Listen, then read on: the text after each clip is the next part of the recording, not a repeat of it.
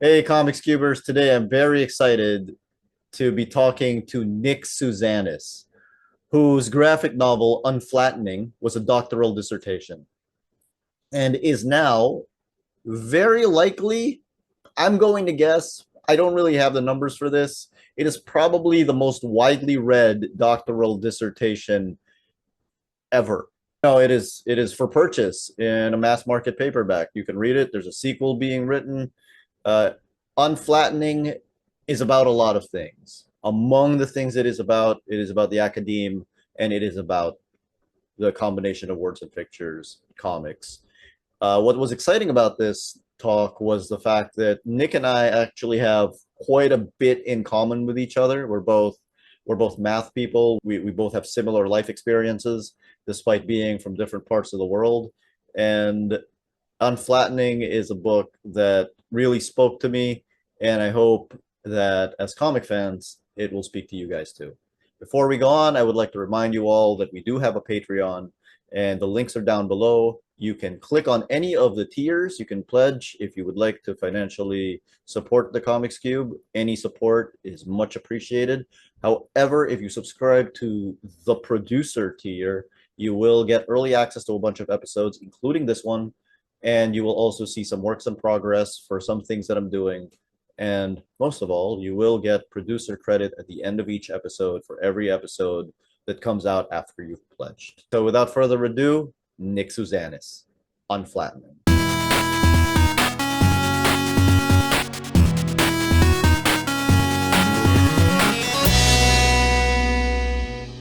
Welcome to the Comics Cube, everyone. I am honored today because my guest is Nick Sousanis, and we're talking about the first ever doctoral dissertation in comic format, Unflattening. How are you? I'm great. Thanks for having me on. Thank you. Just a quick background. You did this as a doctoral dissertation for which university? I was Columbia University in their Teachers College. So Teachers College. yeah, so this was essentially the same thing that I submitted as my doctorate, without a cover and some of the other nice things that the book version got. But that's it. There wasn't a text version that I then illustrated. This was it. That is so I wanted to ask about that because this works on so many levels. Even the name Unflattening works on so many levels for this piece. But the first question I'm going to ask is actually a question I ask to everybody who comes onto my show for the first time, which is Yeah. simply, what is it that you love about comics? Oh man. So many things. I mean, as a comics reader as a kid, so like it's just kind of a native form of reading, I think for me. So that's one. I like to draw, so that's two. Um, I think even like comics that I don't like that much anymore. I mean, there's something meditative about the act of reading comics for me that I just really enjoy even when I might be less excited about the story at this, like maybe there's stories I would have liked as a kid or something, but I still enjoy the sort of act of reading them. And I think finally, I don't know, I never went to church or anything, but I read comics and I read comics on Wednesdays. I went to the shop and there's something about that ritual of comics too that really appeals to me. So I don't know. I like comics on a lot of levels, and I could list probably 50 things, but I'll stop there.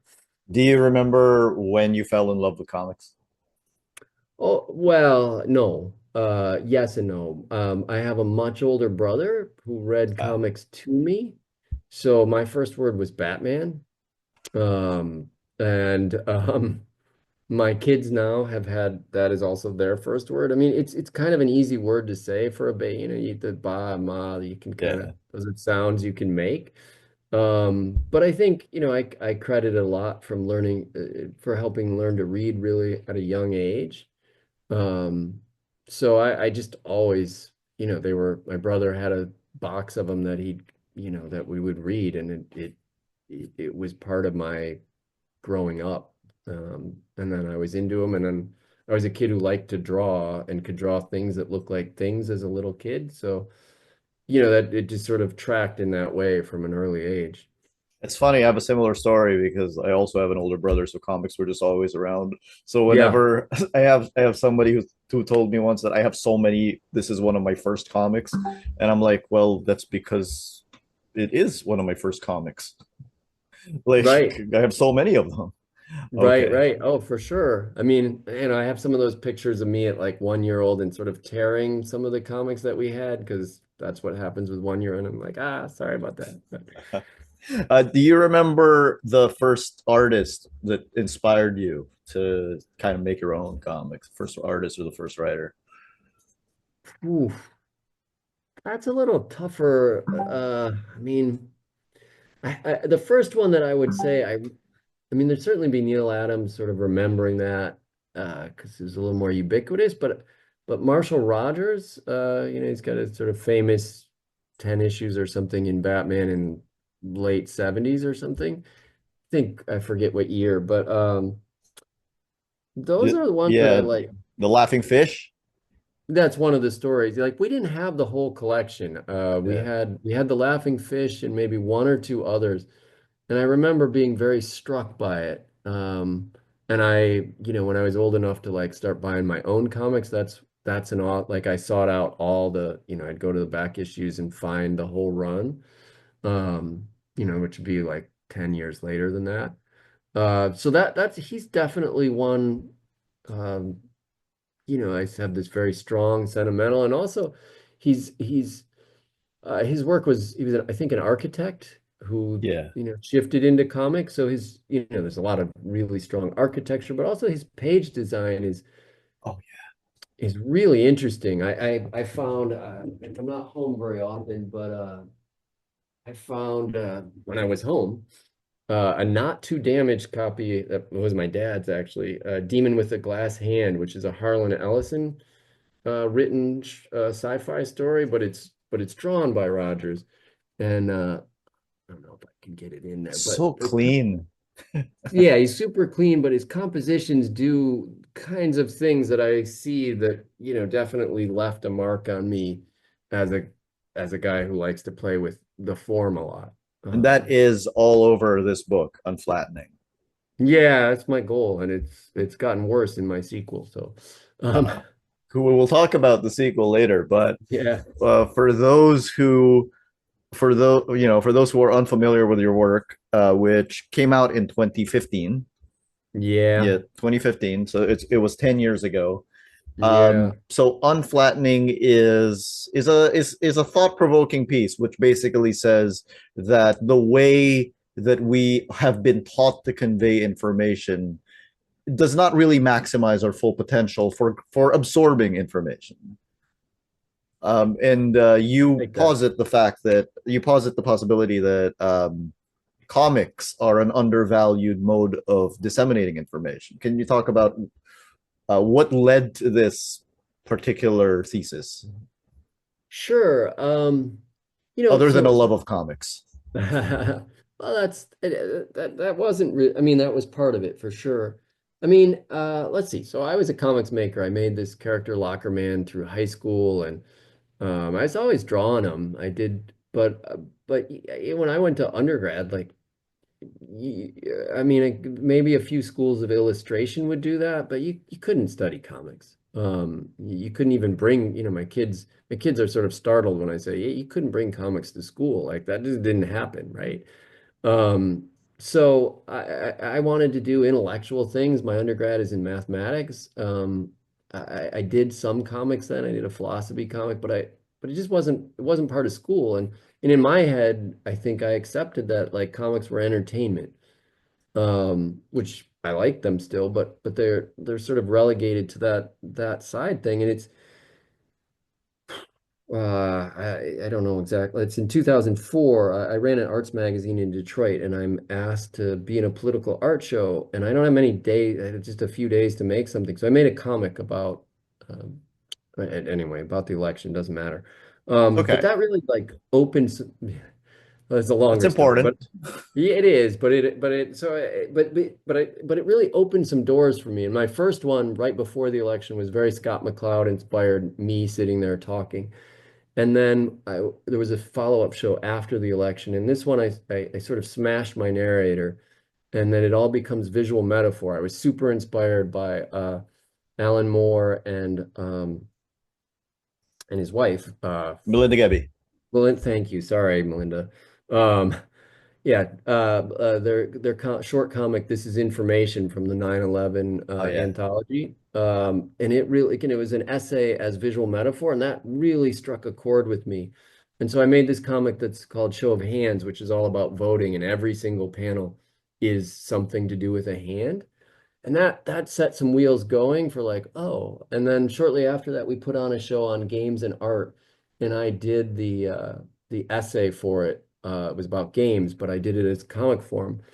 And so when I realized that I wanted to go back and get my doctorate, I was like, all this stuff I'm doing, I'm making, my arts writing was educational and my comics making was educational, and I'm the child of teachers. Um, I said, I can make this work. I loved making comics, but now I see the potential for them to do something that I was kind of left out of me. Like I sort of pushed that aside. I have this gap in my comics making. I'm like, now I can bring together I like to talk about big ideas, but now I can put that together with me wanting to make stuff because I like to make stuff. And they don't have to be separate things. So that's kind of what propelled me into my doctoral program. And I was naive and ignorant enough to think that it wasn't I could just do it. Yeah. And there'd been, McLeod's book was out, and I mean long out. Mouse had won all these things. Persepolis was out. I think Fun Home had come out shortly before then. And I figured like the argument for comics in academia was already won. So my initial thought for what I would do as the doctorate was a little vaguer. My dad's a physics teacher, and I thought, oh, maybe I'll make a comic about physics. But as I got there, I realized that I couldn't just make a comic about whatever as education. I had to make it argue for itself. So I hadn't really meant to be I don't know what it appears like outside of the academy, but within the academy, it was very clearly a political statement, Mhm. saying this should count, right? It's a much broader thing, right? It's a much, I'm arguing about why sitting in desks and dividing our subjects up into people are into math or they're in their art and they can't mix. Like I'm arguing for interdisciplinarity and a lot of big things about education, but in the center of the book, it's comics should count. Comics can be just as smart and just as great a way of presenting information, if not better, right? And so the word unflattening itself, um, it came to me like my very first semester there at Teachers College. We were asked to shadow a researcher. So you would like study everything that your chosen researcher did. And I chose Alan Moore, right? Like everybody's choosing education researches, and I choose Alan Moore. So I'd read a lot of him already, but I read everything at that point. And started to think about what he could do and with his collaborators could do with the form. And as I started to think about what I could do on the comics page, is that somehow I could take a flat piece of paper and put Yeah. more information in it than seemed possible, right? Like you could make the page not flat. It still is flat, right? But it felt like it's not flat. So that word came to me very early. And then because I was thinking about interdisciplinarity and math and art and writing and drawing, I had all these like binaries or coming from two sides. And so unflattening was then became this way to take all those metaphors for coming at things from multiple ways, with this idea I had about comic books, just started to fit together around that theme. Um, yeah, I don't know. I don't know if I answered the Interesting. question. I just went off, but It's interesting because Alan Moore famously has said that the moment for him when Watchmen took off is that third panel on the first page of issue 3 when it's at the newsstand. There's that kid. There's a news vendor, and then there's the stuff, all the stuff in the background. He figured he can do what Mad Magazine did, which is Mm, pack something with information, except yeah, turn it around so that it's not just funny. And right. yeah, so I think that's basically what you were kind of saying about Alan Moore as well. Um, Yeah. yeah, Yeah, I think you're, I mean, I've heard that, I've used that term with my students, chicken fat. I don't know if that's Art Spiegelman's term or if that's older than him, but for that stuff they throw in the backgrounds. But yeah, I love the idea that you can do more. And it's in the drawing, but it's also in the layering, right? Like I was you're probably familiar, I'm sure you are. You seem familiar with every comic I think ever made. that's not true. Almost. Grant Morrison and Frank Quitely's Flex Mentallo. WE3. Oh no. Okay. WE3, the We three. Yeah. W yeah, so three. or however you say it. But there's a page I wrote about it for an Italian thing once, Italian comic site, where the panels, the weaponized cat is going through the scene and killing all the soldiers, and the panels are sort of turned on their side, so the cat's moving, but it's like the page is flat, but yet it's so deep and dense, and there's just more going on that should be able to happen. And I think that's what's cool. Like yes, I like drawing and I like sequence, but I also like the fact that comics can come this way. I think that's fascinating because much like you, I am fascinated by the formal potential of comics. And much like you, I was the trigger for that. A huge part of that trigger was Scott McCloud and Alan Moore. Much like Sure. you, I am a math major. Oh my goodness. So, This is and I am this also a big podcast might just fan, be derailed. and I am also a big fan of Flatland. Oh So, yeah. Yeah, yeah. what do you think it is about people who are inclined to mathematics? Which, not to say that it's only people who are inclined to mathematics who are fascinated by the formal potential of the medium of comics, but if you are into mathematics, you are almost definitely fascinated by the formal potential of the medium of comics. That's interesting. Yeah, I don't know if I mean, I'm looking at your Promethea images on the back behind you and thinking how much of that comic and however J.H. Williams figures those things out. Yeah, I have a thought about how some math affects my comics making, but I don't know about the first question. Why does it appeal to them so much? I think you're right. I think there is something about it. Um, I don't know. I'm going to take a pass on that one. Sorry. You have an answer to it? Maybe that'll help me. I'm not sure. I do think it is fascinating that, for example, you're drawing. You ever read City of Glass by David Mazzucchelli? I read it every year and I teach it. Yeah, that was Right. maybe the other big influence on. It's just like the way that there are so many grids in life, and that the comics is like, not to say that all comics is grids, but it enables you to really play with that form, even if you are just sticking to that cross section. Yeah, well, I mean, I end up making a couple weeks of my advanced making class about grids and how you can, the nines and the 3x3, the 4x4, and then what happens, the possibilities are just enormous. Yeah,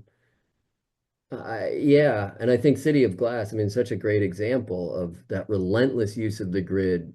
Like it traps you and it frees you and it becomes part of it. And I think for me, like I said, I was influenced by that This Is Information by Melinda Gebbie and Alan Moore. Yeah. And that's it. I had one class where we analyzed it. It's the only time I've done it. And we were each page.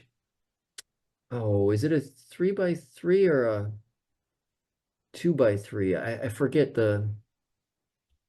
I think it's a 2x2. This is information. No. No. Definitely. I have a PDF of it. If there's anyway, I can find it. But there's 52 panels in it, right? Okay. There should be 54. I think it's 9 by 6. There should be 54, but there's two smushed panels. And my class, we're like, we spent this whole time analyzing it, we're thinking about it, and we're like, why would there be 52? And then the whole thing is about tarot cards, right? Hmm. The whole thing, and we just like looked at each other and like, and it was the end of class. It was this amazing, like there's no way Moore did that by accident, right? Like he could have smushed three panels together, but no, he smushed two. And so the number comes out to 52. Like he doesn't make that kind of mistake. He doesn't do those things by accident, right? Like there's that kind of planning. Yeah, And I you'd think so. Apparently in Promethea, which is about the Kabbalah, right? So like there's Yeah, 32 routes. It ends at number 32. But I do think at that point he was just like, I may as well end it at 32. could be, right? Could be.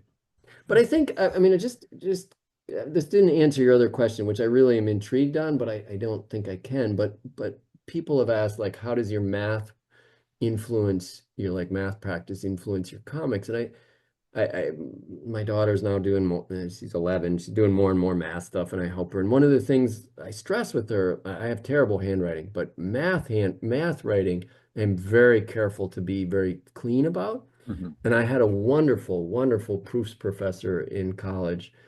And he was so much about like redoing it until it was really neat and really, it's like aesthetic. It was an aesthetic object by the time you were done, and you put your little box in the corner and you said, I solved it. And if you organized all those pieces in the right way, you can see the logic of it and it works.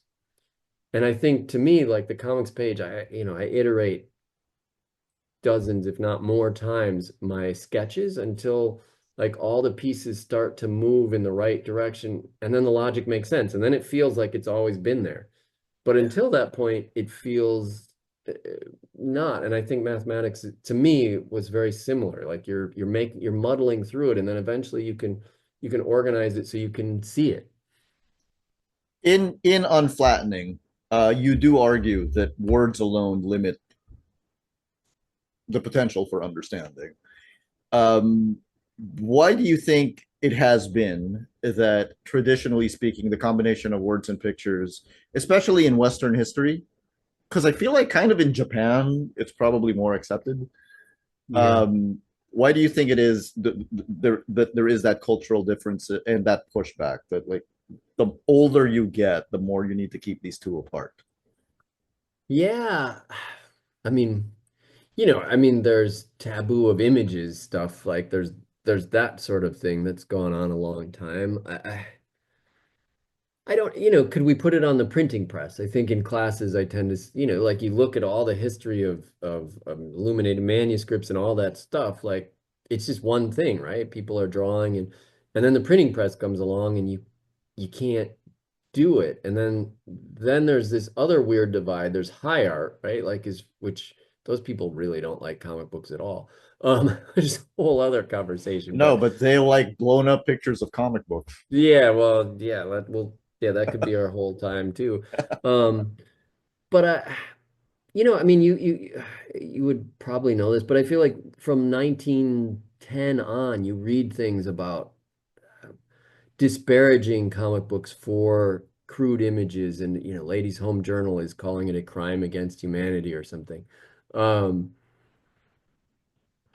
I, I I don't know. I mean, I think there's something about it's been a while since I've taught classes on this, but at how quickly we can read an image, right? Like I can, you can see an image and say, oh, well, that's Batman doing his thing, right? And then, so it seems at once easy, but it also seems like something only talented people can make. So there's something that we've sort of boxed it over as like because we're so good at seeing, we are so like our optic, our visual sense is extraordinary. So it's really easy to read an image in one sense, but it's also the sort of making of it is kind of a magic thing that's reserved for other people. So it's kind of pushed aside. And I think like I cite Susan Langer in the book, she'll say the things we can describe in words. I'm butchering the actual what she says, but the things that that words cover are the rational, right? Because we can put them in the linear structure of writing. But images don't fit into that structure. So we call that the irrational, right? So we push that aside. So it's things that look nice over your couch, but don't add anything to your thinking, which I think is a real failure of us. And I think I made a comic about this, and I say it in talks all the time, like, and you know, maybe I'm sure you had the same thing as a student of mathematics. You tell somebody else that's what you do, and they'll say, "Oh, you're so smart," right? Like I'm sure you've gotten that, right? There's no way I can do what you do. Yeah, right, right. You get that. Like, because then it's like pushes you, which is uncomfortable. Yeah, And then if you're known for making art, they say, "Oh, you're so talented," right? They push you over into this thing. And I think for me, uh, I don't know how smart a mathematician I was. I was clever and I was very talented at it, I think. Like I was good at figuring things out. But I don't, like people understand mathematics better. yeah. And then when I think about my comics making, I have students who can like draw like the wind and they like I'm not as talented, I think, as them, but I do think the act of drawing makes me so much smarter. Like it allows me to see things, it allows me to understand things about my own thinking that I just could not do without it. Right.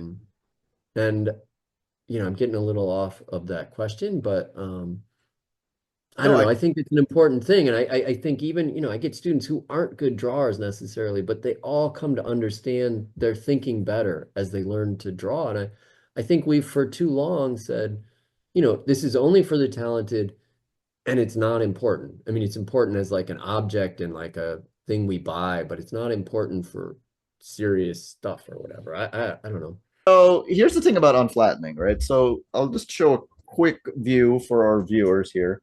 Hey, Wait, Locker that's Man. Locker Man. The thing about unflattening is that this is not a narrative book, and No.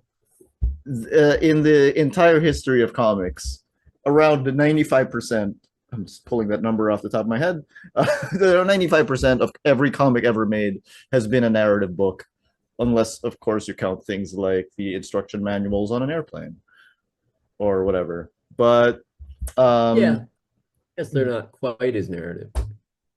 given that, what are the Yeah. challenges you faced when creating this comic in That's terms a of great question. how to put the images together, the images and pages together? Yeah.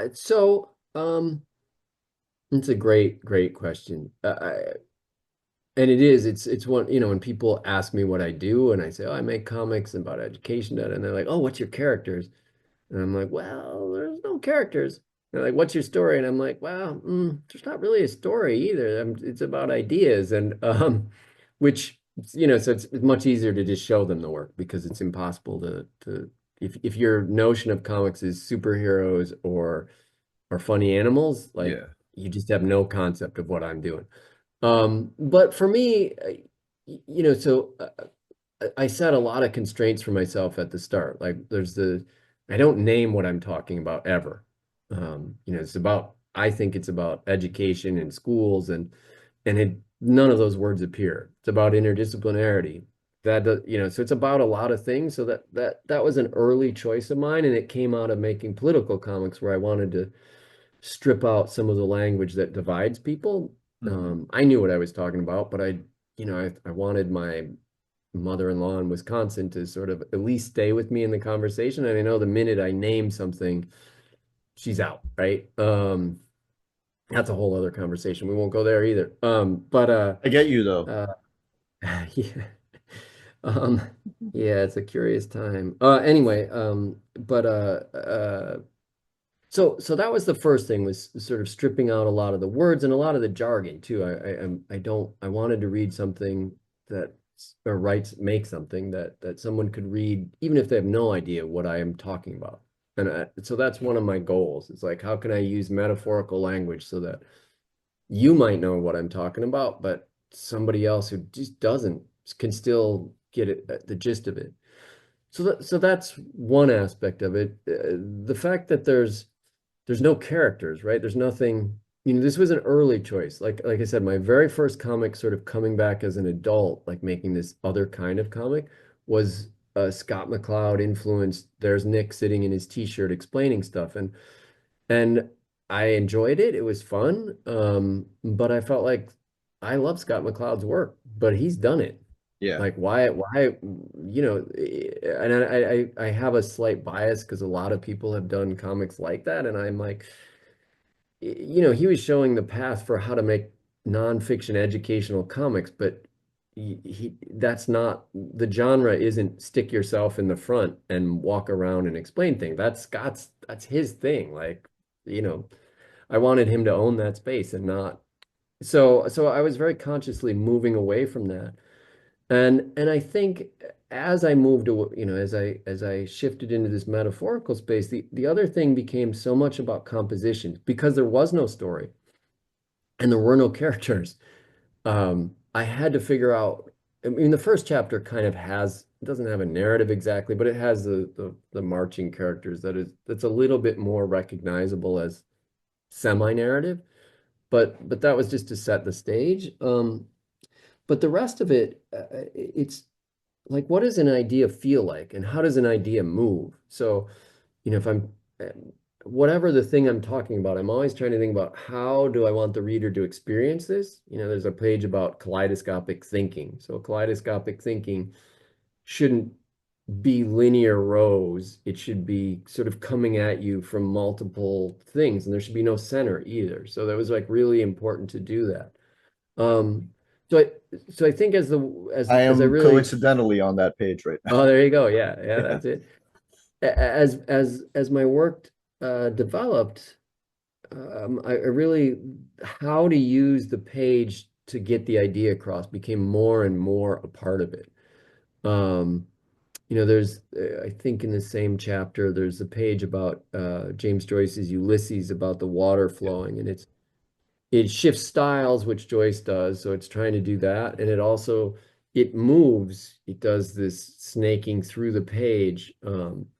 That the way this water, he's turning on a faucet, and how does water flow? Well, water flows through pipes like this and through rivers like that. So it really became figuring out what the metaphor I was going to draw. So each page you have to figure out what is this page going to look, what's going to have on it, and then how is the page going to move?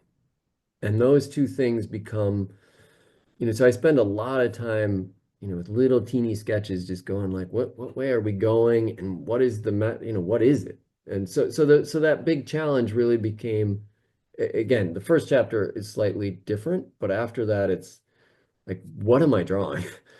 And how is the reader going to bump into the different things that I've assembled on the page? And then, of course, because it does have to connect to the next pages, what are the connective tissue or transitions or um, and maybe I'm jumping ahead on this, but I think one of the things I really like about comics is what can go unsaid.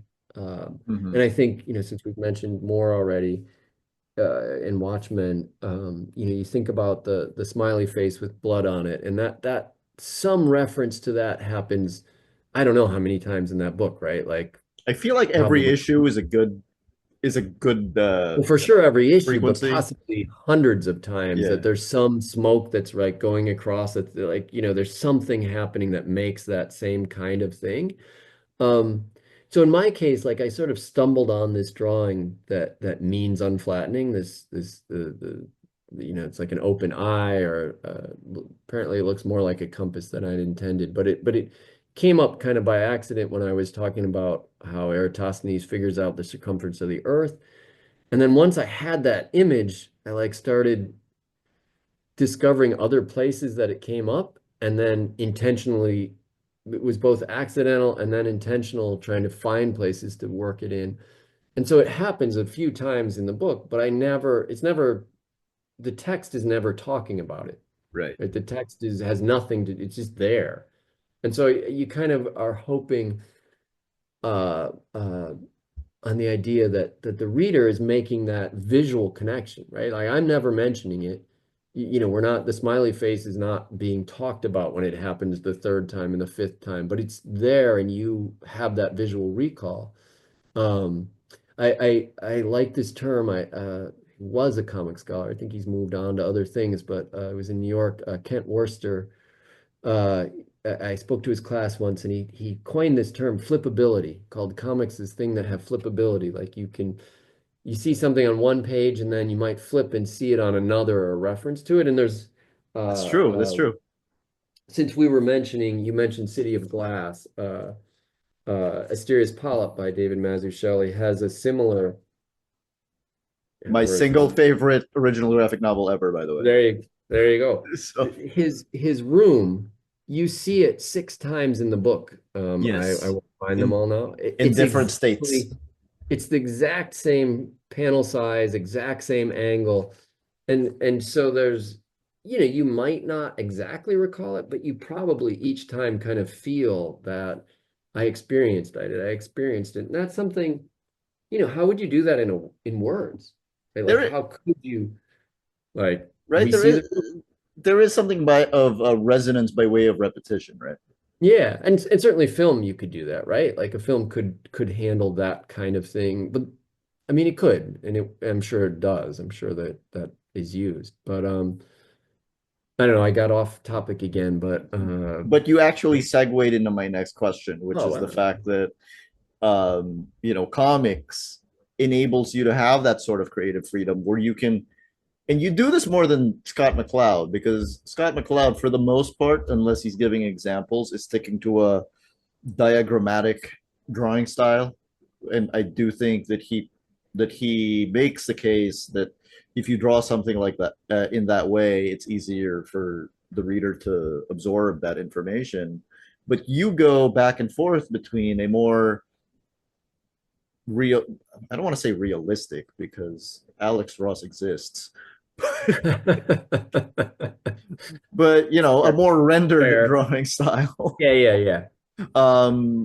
And diagrammatic drawing styles where, for example, like you said, it's an eye, but it looks like an angle, it looks like a compass, Yeah. and therefore it can take on double meanings. And how did you, and it would be so easy to make that kind of mixture look like a mishmash. How did Mm, you manage to decide when to draw in which style and still keep it looking unified? that's I only hope it looks unified. That part I can but I mean I think I have a lot of answers to this. One, the first chapter, just because it is different than the rest, was very intentionally drawn in a very dense way so that the sort of suspicious reader, especially in academia, could say, this guy knows how to draw, right? Like he knows how to draw things we recognize as drawing. So that when I started to break things and be more abstract or more whatever other ways I went, um, in the later chapters that I would already have established that holy cow, this guy can draw because he's drawn like infinite scenes and there's all this tons of detail. Like he clearly knows how to do this stuff so that it set the bar and now I can go wherever I want. Um, to the other part of it, how to decide when to vary. I mean, I think I like it. I like drawing like other people. I'm not totally sure. I think my default style is probably not it's not as good as them, but it's 70s, 80s superhero comics, right? Like I that's see that. yeah, I mean that's what I read. It's like there's a lot of me that would like to let go of some of that, but it's hard. Like when I want to make a bunch of lines and I want to make things that look like things in a sort of not traditional in comic sense way. Um, but I also I mean, it's again thinking about how the shape of the page is part of the idea. I think the way the image is drawn is part of the idea. I mean, Mm-hmm. the Joyce page is very, it's shifting from panel to panel. Um, it's painterly in one, and then maybe doesn't shift as much as I think, but Oh, something it's about true. how I've inked each Yeah. one. Yeah, I mean, Yeah. there's a different line quality to each. I don't. I don't know. I don't know what holds it together. I mean, I think the fact that I made it all holds it together. Like it's like even if I'm referencing a, a direct thing, I really want my hand to be the thing that made it. Yeah. Do I, you? I, I yeah, I don't know. That's a tough. I mean, I think it works, but I think it is a curious thing. And for me, what's interesting, and I'm really experiencing it in the new work, that I have to I really almost don't have a way that I draw because each panel or each page is asking me to sort of learn how I want to approach how I render or how I, like how I'm attacking the drawing. So I feel like I'm always, I'm always a little off balance. I'm not as good a drawer as a result because I'm always having to teach myself something the next page. Well, it's because if first of all, I think you draw great, but I was gonna ask, do you work digitally or traditionally? Yes. Both. No, so all the work is figured out on paper. Mhm. But that book was drawn on an Intuos, Wacom Intu, so it's drawn on my lap, in Okay. Photoshop, which I moved to that. I was really bad at lettering. I still am. I'm learning it slowly as I teach students, but and I knew because it was academic work that there would be potential for edits and I didn't think about translations at the time, but there's been a lot of that. So it's been good that it was done digitally, but I think once I shifted to that, it's been hard to shift back. Yeah. I I enjoy the ability to modify and I don't, I try my best not to use anything that the computer could do that would help me. Mhm. Um, so I actually think I draw worse on the computer, but it it's just been part of my workflow. It's part of the sort of way I organize, so it's hard to let go of it. But I know when I draw things for my kids or whatever that I'm more facile with a thing digging into a piece of paper than I am on a glass screen. Yeah, I was gonna say I appreciate the Bronze Age influence in your work. A lot of it is because there's so many talented artists and writers, right? Artists and colorists right now all work digitally, but I do think as a side effect of mostly digital work, they look really, really clean, and I do kind of miss that Yeah, the little bit more of a hand-drawn look from the Bronze Age, from people like yeah, Marshall Rogers, Mike Grell, etc. yeah, he's good. Um, Yeah. I think, so I mean, I like that people don't know, yeah. that it's not, I mean, there's probably some obvious spots, but most of it you don't know. And yeah, Um, we have been talking about your background in comics influencing Unflattening, and notably, Unflattening is an interdisciplinary dissertation. But it, comics is the form that it takes. What other, philosophers, thinkers, or academics work their way into your thought process for Unflattening? oh boy. Lots. I mean, I'm sure John Dewey has his, it was a big educational philosopher, John Dewey. I was a student of Maxine Greene, who is sometimes seen as a successor to Dewey. She was at Teachers College in Columbia from, I don't know, like her 30s till she was 96 at my defense. My Uh, God. a philosopher of aesthetic education. She passed 6 weeks after my defense. I had it in her living room. She was a giant. The tops at the beginning of the book, I made a comic about her my first semester there that depicts her thinking as the spinning top. So it probably doesn't mean much to people why they're there in this book, but if they've read the comic about the tops, if you read all my work, there's little teeny things that tie into all the other ones, but most people aren't ever going to see that.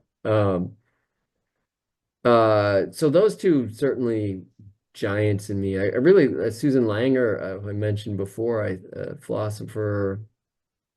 I don't know what her specialty would be called, but I think really pushing, she definitely wrote a lot about philosophy of imagery, image making and the arts. And again, how, that sort of division between word and image. Outside of that, there's a lot of drawing research. Oh, I'm gonna blank on names because it's just the nature of time. Okay. No, no, Rudolf Arnheim, visual thinking work, really big fan of that. I was a student of Barbara Tversky, who's got a new book a few years ago about drawing, and it's research on drawing as thinking. And actually, I was a co-student, just seeing if this book happens to be sitting next to me. She's not cited in my book, but Andrea Kanchovich is a classmate of mine who's now got a book called Drawing Thought. And I think as the book developed, so much about like drawing as an act of thinking became essential to it. Mhm. But I don't know. I mean, a lot of this one was like things I had read over my lifetime that sort of made their way into it. There's a lot of like, drawing on past things that I'd read. And, the Ulysses is a really interesting thing. I read that. And so I read, I think, I don't know when Watchmen probably came out when I was like 14, but I don't think I read it, like my dad bought it, right? But I was, it's like right on that cusp of could I read it or not. But I read it at 16, I think. And I read it at the same time as I read Joyce's Ulysses. Yeah, I don't know. And not only did I read it, but my brother, who I'm pretty sure was teasing me, said the best way to learn about a book is to read it backwards. Oh my So I gosh. have not only read Ulysses, I have read it backwards. But I think my brother was just messing with me because that's what older brothers do. But My older anyway, brother once sat me down in front of Somewhere in Time and said it was Superman 5 and kept telling me Christopher Reeve was going to change into Superman at any time. yeah, see, we older brothers. Anyway, so I know that moment. There's Dr. Manhattan and Laurie Silk Spectre leave Mars, and he's finally convinced to save that humanity means something, right? And she's talking about this story and says, you could say that about anyone in the world, and so that's right. Like, we forget this sort of miracle of. And Joyce's Ulysses, like, yes, I read it all, but really that one passage stayed with me where the faucet's turned on, and all it is, it's this really lengthy description of all the pipes and all the people who dug the wells and made the stuff that made this simple act that we do all the time possible. And I think those two things kind of hit me as a 16-year-old. I mean, maybe I probably was thinking in this way, that's why they hit me, but it really crystallized like if we really pay attention to what makes the world possible or what makes us possible, like it's amazing. And we're so accustomed to it.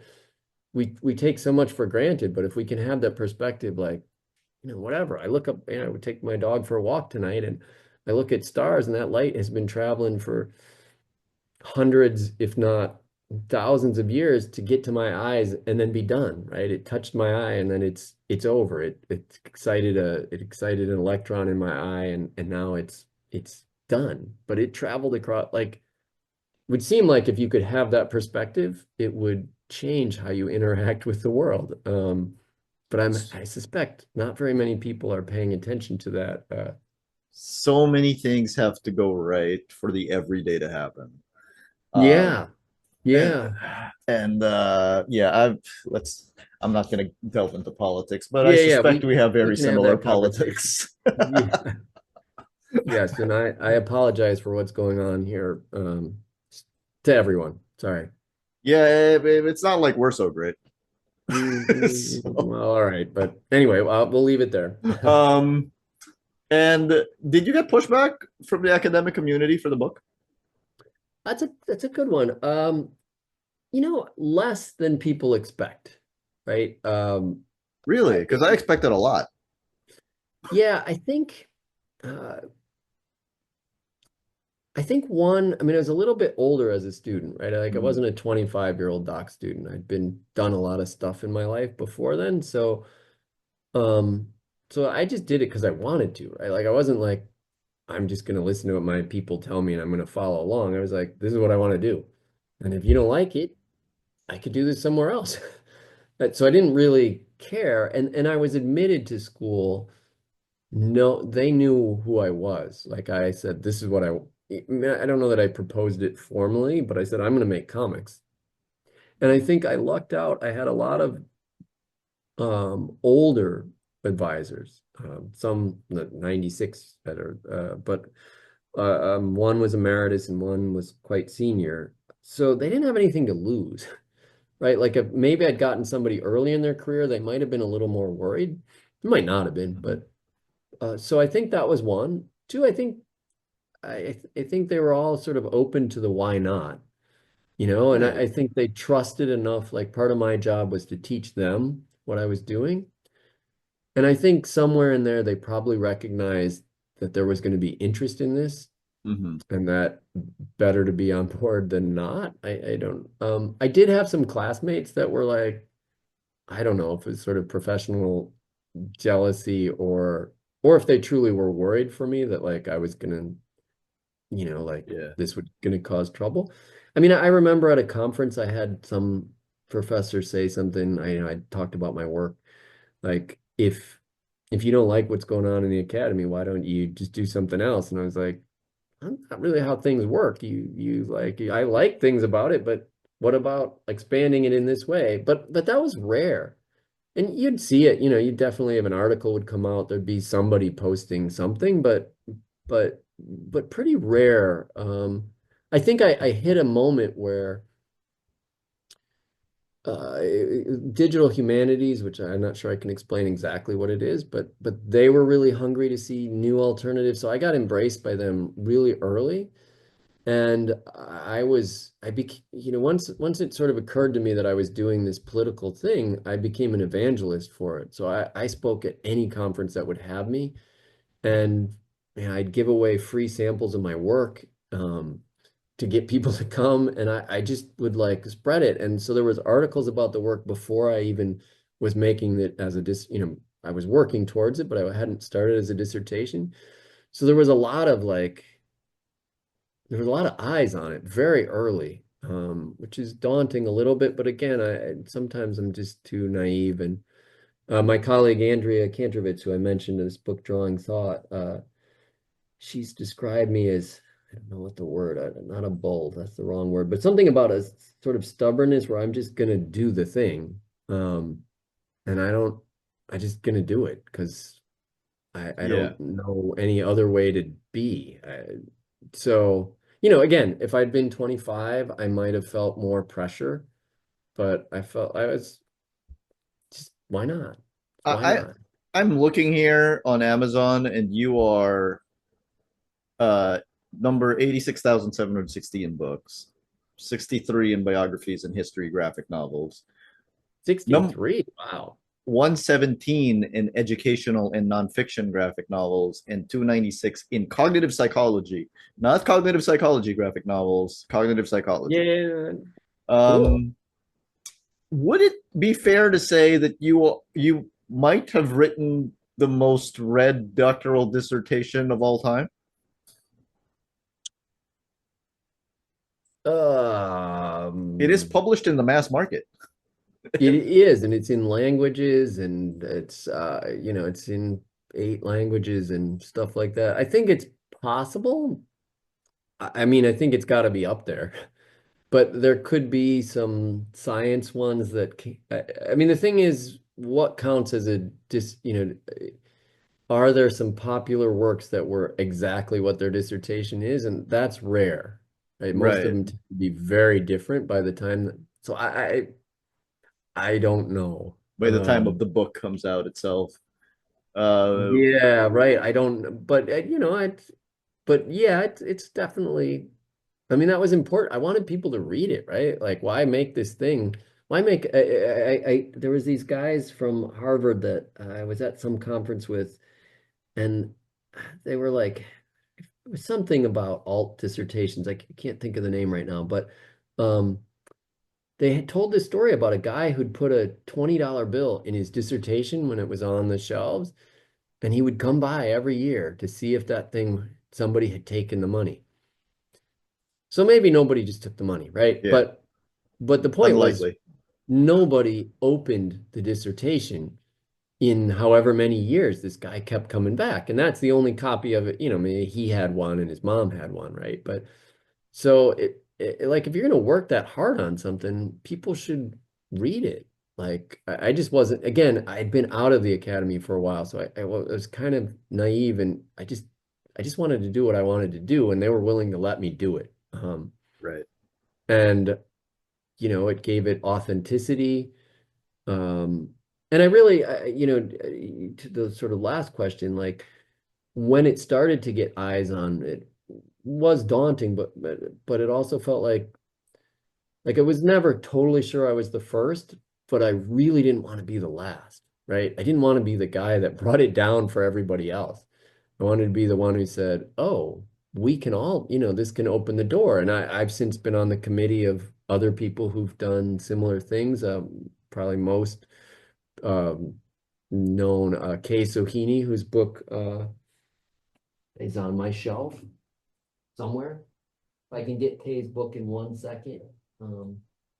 Oh, come on, Kay, I have your book on my shelf. I honestly do. Oh, it's on my floor. It wasn't on my shelf. Kay was a advisee of mine who sat in on a class because we had a whole Zoom year. And so a bunch of the pages, this is not her dissertation, so it was not published as a book, but her dissertation has a bunch of pages that were prompted from class prompts, which is pretty cool. This is really interesting. So this has potentially been a game changer on flattening.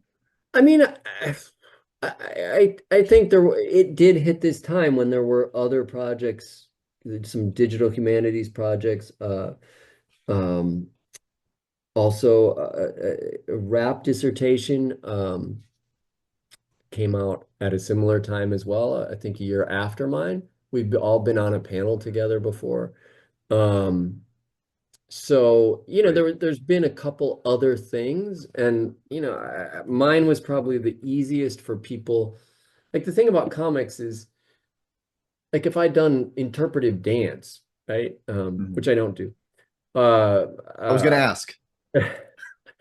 I mean, I could try, but I think, yeah. We'll wait till this is not a video podcast. Uh, that's a little, like the comics have words, right? So you can still do enough of the things people recognize as Mhm. as as scholarship. Yeah, it's A.D. Carson who did the rap dissertation, which is pretty great. He's got a rap album as dissertation, right? And now he teaches. It's a professor of that sort of work, and it's done further scholarship in that form.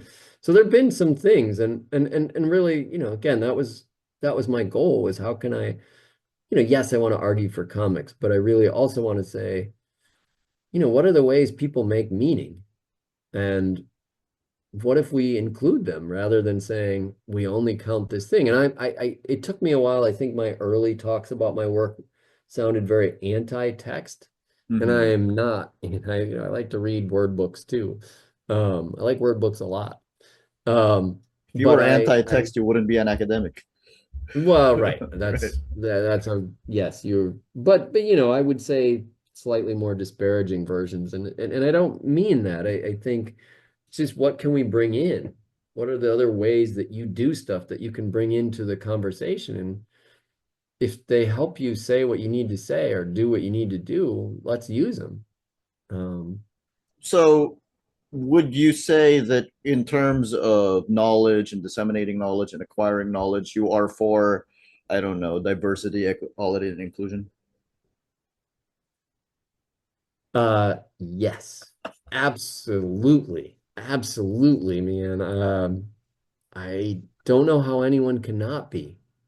I don't understand it. I mean, and I think one of the this can be, I don't know if I can formulate the thing I want to say, but my work is called Unflattening, and I've Mhm. often addressed the fact that it gets butchered a lot. Like it's called Unflattering all the time. Um, which is Okay. fine. It's an Yeah. autocorrect. I get it. It's called the Unflattening, which is just weirdly pretentious, but the one I hate is Unflattened. And that is implying something finished, right? It's Hmm. like you know what you're doing. And I really that ing thing was very intentional that like what do I know, right? Like I'm some guy, I'm a white guy from the Midwest and I did a lot of thinking mostly on my own for a bunch of years. And honestly, all the conversation, I mean, I just made there's a book coming out about teaching with it sometime, hopefully this year. And I had to write or draw the introduction for it. And what I talked about is like the best gift I got from making this was all the conversations I've got to have with people that weren't me. And sometimes they're high school students, they're college students, they're professors, they're the public in general, and they ask me things that I didn't anticipate. And they push my perspective. There's things that had I had those conversations and revisited the book, I would have done things differently. Hmm. I would have thought of things that I'd like, yeah, I could have handled that in a different way that someone with a different perspective than me would have understood to know from the start, and I didn't. So yeah, I mean, I think, Like what? Like what?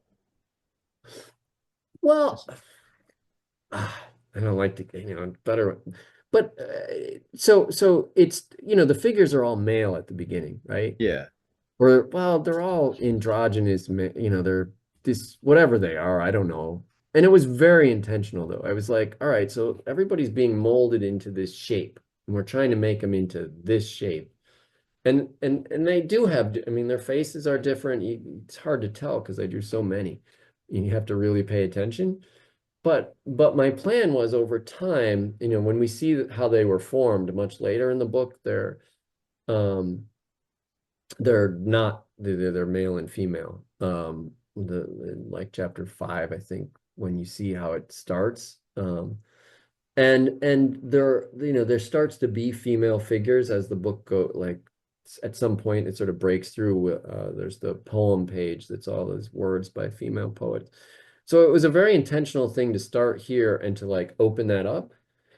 But because of all the like rules I built for myself about what I could draw and what I wouldn't say and what I would, but as I got toward the end, it's really difficult to think about drawing real people. Like I have the Mona Lisa in there because I'm like, well, I could draw somebody's face because I wanted to do the eye tracking thing on something. But I was like, if I pick my face, well, I guess I could have done that.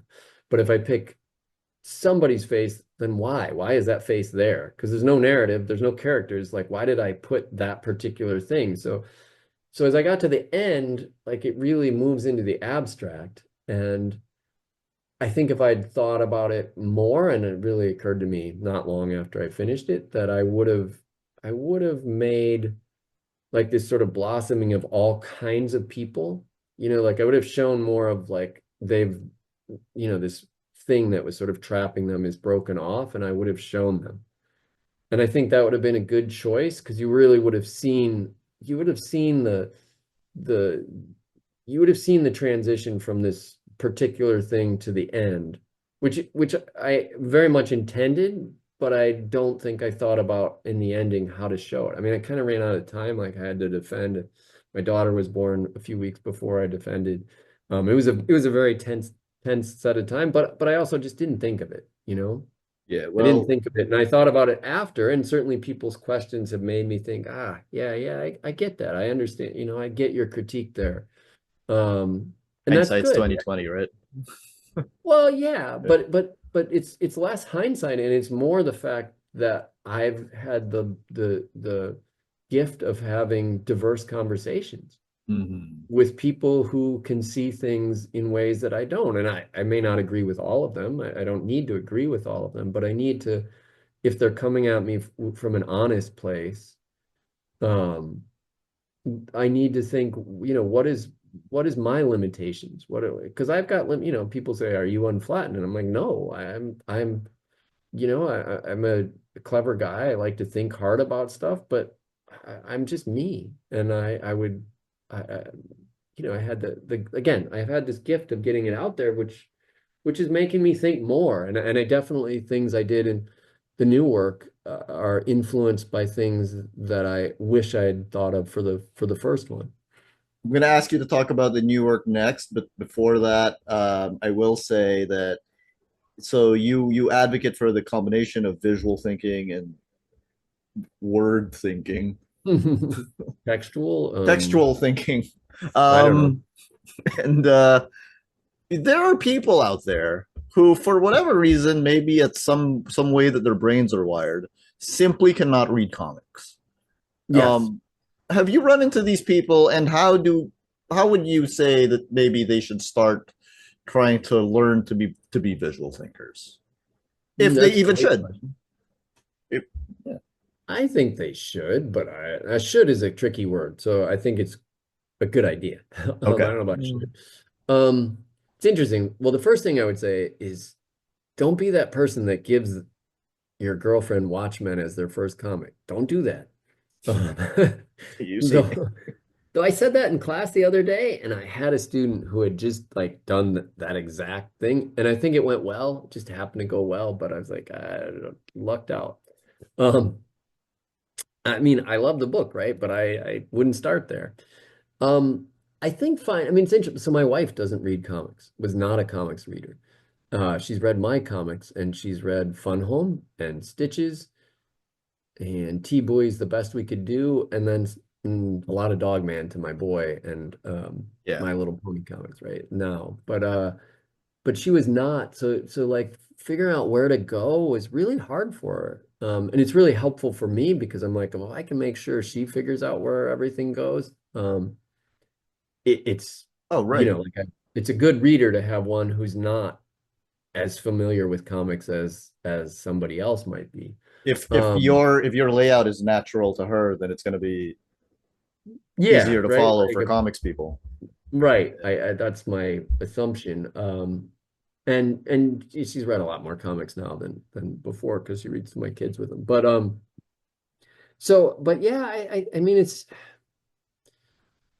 where should they start? We're in such a golden age for comics. I mean, I love the comics that I grew up with, but the comics my kids get to read. Oh my I God. mean, comics about every subject, about different styles. Diversity is like, there's just no shortage. Comics about science, comics about whatever you're interested in.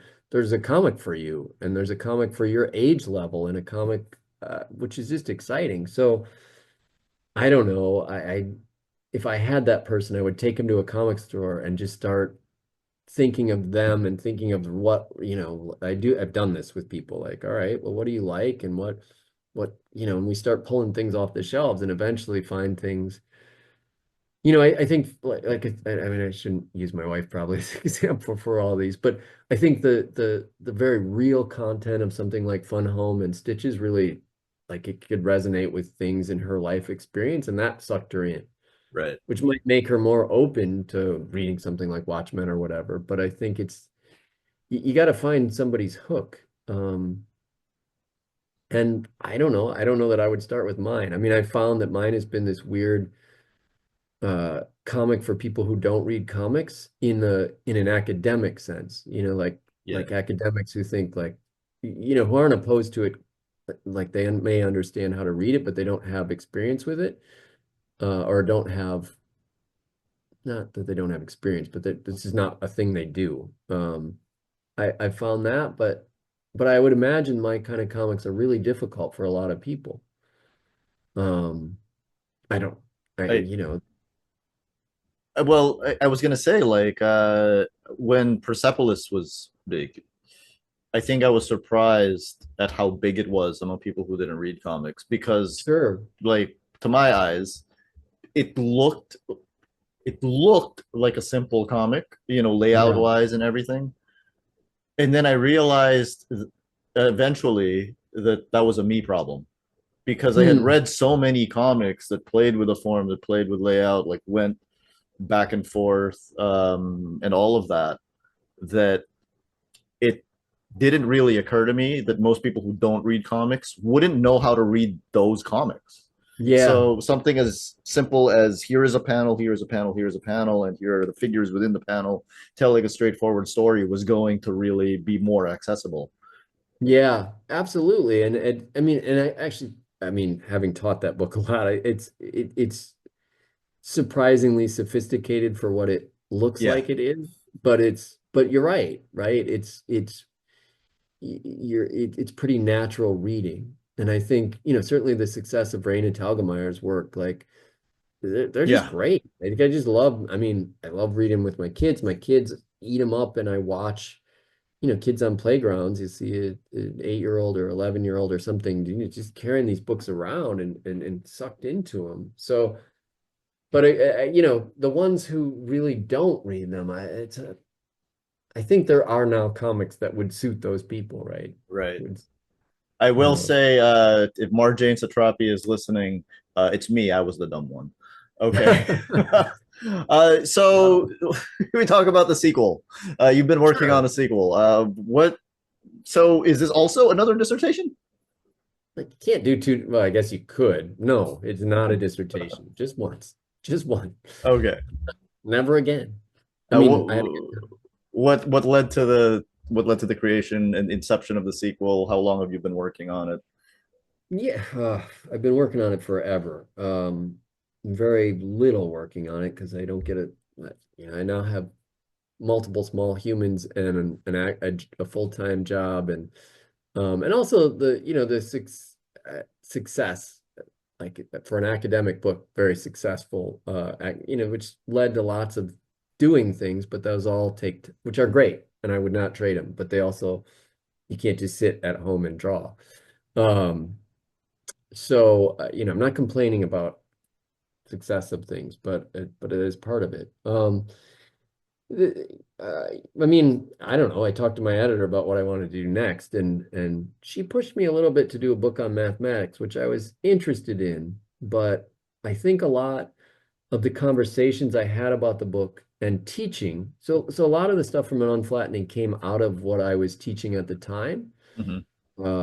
So I taught a couple comics as education classes while I was a student, and I was trying to figure out things for my students, and they would turn into pages. And that continued, and I think one of the arguments of the book that I talk about, but is less directly in the book, is the practice of drawing or the movement of the body as a means for thought. And Okay. so it's in there, but it's more that I talk about it when I talk about the making of the book. It's less. So that was sort of the trigger for it. And I think, um, yeah, a lot of my sort of subsequent teaching was the trigger for the new work. And I think this ties back into the faucet and what I was talking about looking at the stars. That my thought for the book was that it's a return to how we learned as children Yeah. through our bodies, through mark making, through and how we learned as a species, or how we, so I really want to start by looking back at, how did you experience the world as a newborn, and how did, and I'm not at the part about species. And I wanted to look at where we came from, right? Like, where did we come from?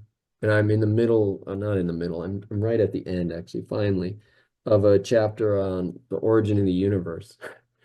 And I just did the birth of stars, and um, like it seems sort of like I'm just doing a lot of random things for this book, but it's also like the idea that if we remind ourselves of where we came from, again, as children and as a species, and then so that's the first part of it. The middle section, the idea is what is thinking actually? What is it? This stuff going on here, or is it our bodies? And I think, to talk about AI or whatever, AI can't, AI doesn't have a body, right? It doesn't bump into, it doesn't do, that's not how it works. Yeah. Not how computers work. I'm not saying you can't do awesome things with those things. Of course you can, but they're not, it's a different thing. Um, and then as with unflattening, thinking about what the implications of these first two parts are for education, which of course I'll not say any of that, right? I mean, I'll tell people that, but it's not in the book. The book will do what it's doing and it'll talk about what it's talking about, but it won't say those things. Um, It is an interesting constraint that you have going through both books, just not saying what the book is actually about. Yeah.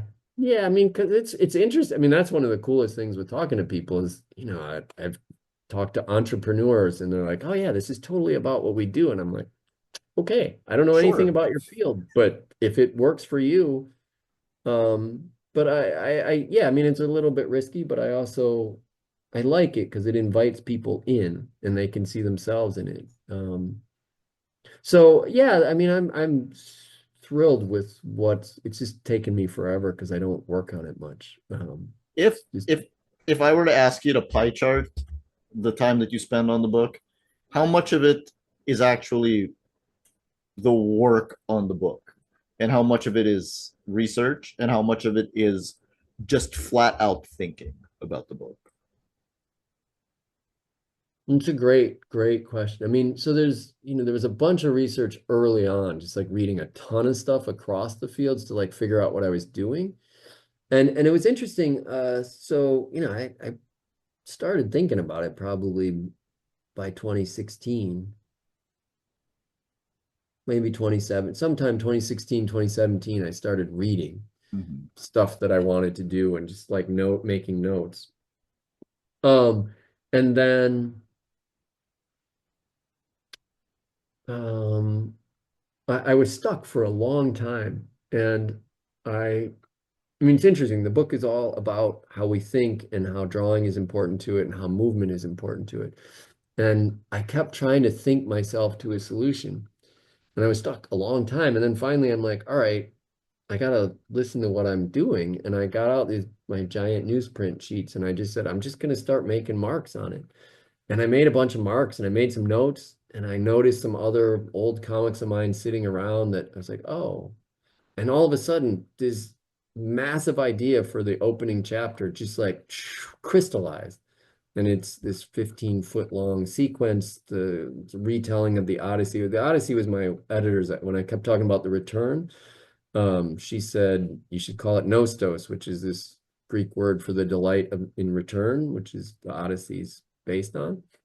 Um, or the Odyssey, not based on, but that's what it is.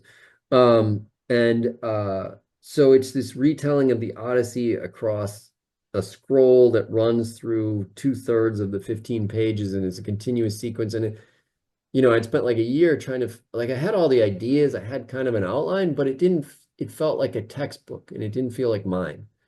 Felt like, these are all good ideas. I like them, but it doesn't feel like it has the thing that makes it mine. And then I sat down and I did this thing and it just kind of like very quickly, I mean, still had to figure out stuff, but the idea crystallized very quickly.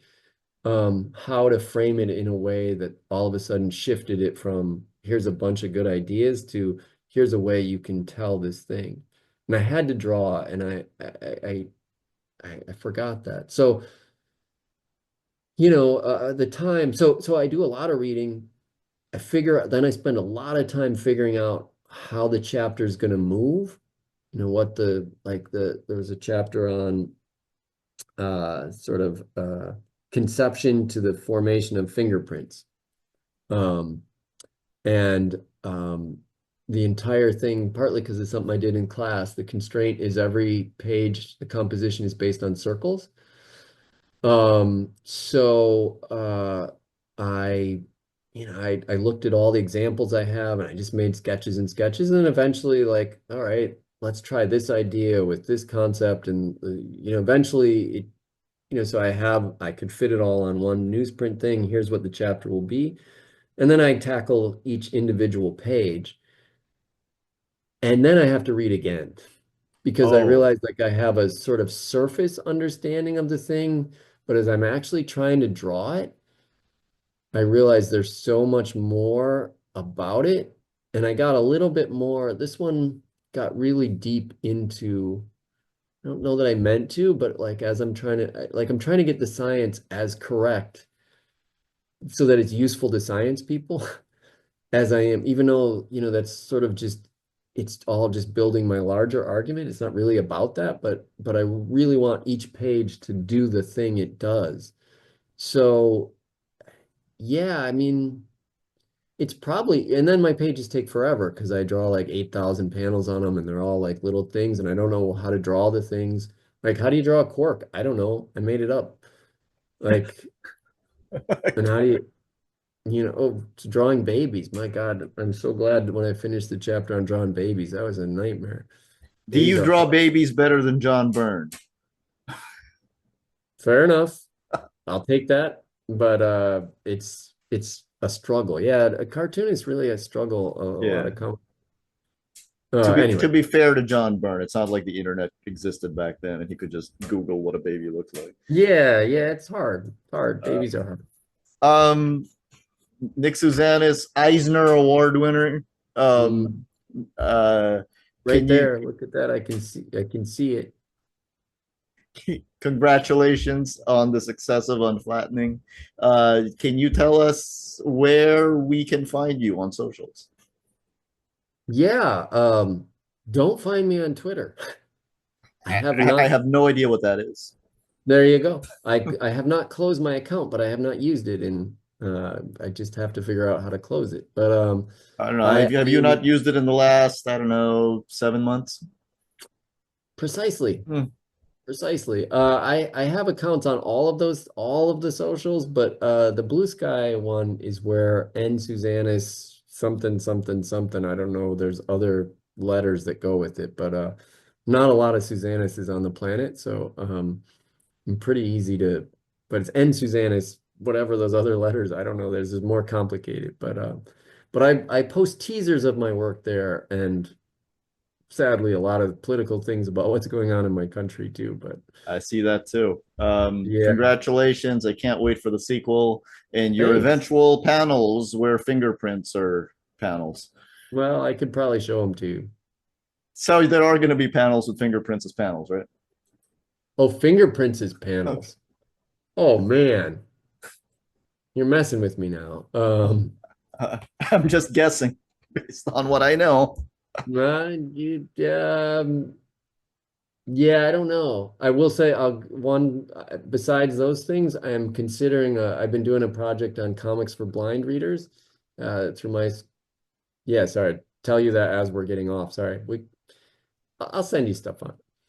But Wait, what? how do you? Well, it's a project. How do you make comics accessible for blind readers? Is it audio? Is it tactile? Is it some other transmedia? It's a difficult problem, and especially for somebody who's. I'll just tell you the genesis. I'm sorry, we were ending. No, Do you want me I'm to? very curious now. Yeah. Uh, my goal with one of my goals with my comics was to make comics accessible for people outside of the academy.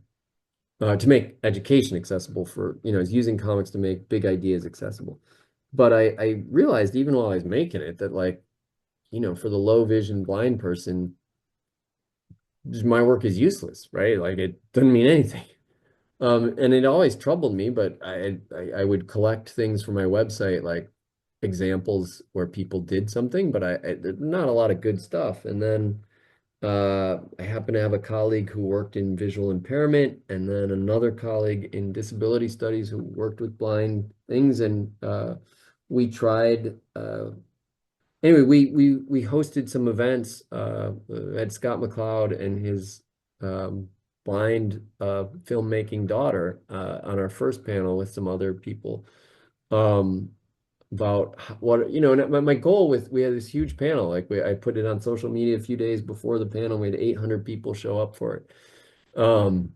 Like uh, and it sort of it took over. It just became a big project because you see people are really interested in it, and the more I got involved, I'm like, crap, the kid who wants to read Spider-Man who's blind is just out of luck, right? It's just out of Mhm. luck. The movies, they kind of have to, like, they now have to be compliant and make an audio track at least.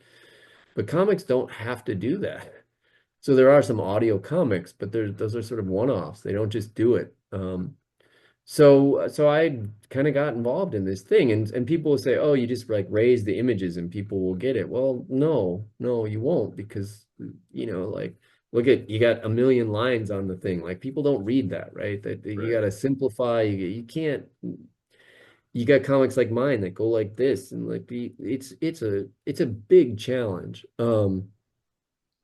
Yeah, so I like it if we'd solved it. I think we found some best practices, but it's a really complicated problem.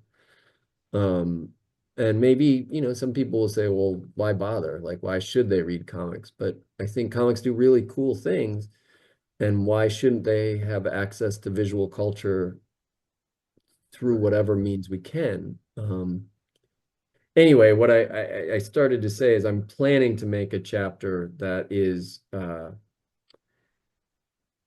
made to be accessible from the start. Like, I probably when printed in the book, it won't be, because it'll be flat, but it'll be a tactile, very simplified drawing. I have it thought through. I don't know if I can pull it off, but I'd like the idea of giving myself that constraint and seeing how I've seen a couple good examples, but there aren't very many. So I've been intrigued to try it. Just and it ties into the subject matter for that particular chapter. So why not? Maybe when you've solved that problem, we can talk about it some more. Yeah, yeah. But I'll send you stuff on the stuff we've done. Awesome. Thank you, Yeah. Nick. This was Well, great. thank you. Really appreciate it. And That was awesome. again, everyone, Unflattening, an Eisner Award winning doctoral dissertation. And we won't explicitly tell you what it's about, but go read it. Yeah. Because who knows? I don't know what it's about. But thank you so much. It Thank was you so really, much. really a delight. It's great. Thank you.